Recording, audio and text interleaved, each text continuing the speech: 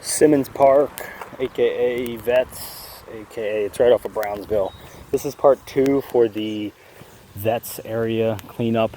Good bit of work over here. Just needs a lot of love. Again, reminder, you can't spray because of the township, so we'll really have to try to pull the best we can, bust out the best we can, because we'll be responsible for kind of the maintenance of it overall in general. So yeah, I mean, just kind of like use your judgment over here.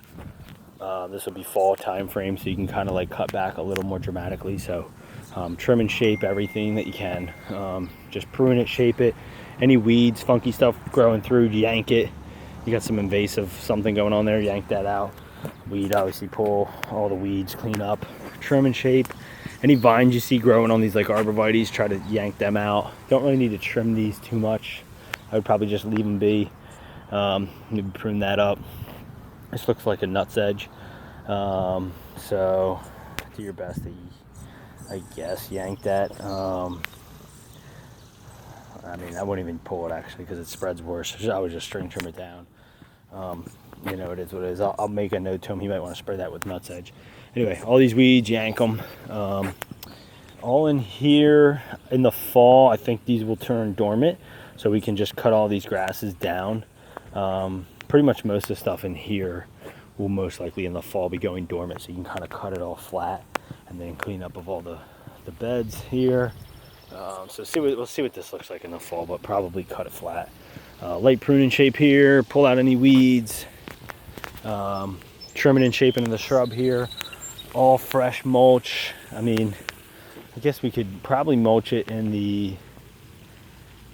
Probably could get if we want to do it in the fall, it doesn't matter. He doesn't care. We'll mulch one time a year. Whether we want to do it in the spring or the fall, we'll figure it out. But yeah, clean up with the weeds here.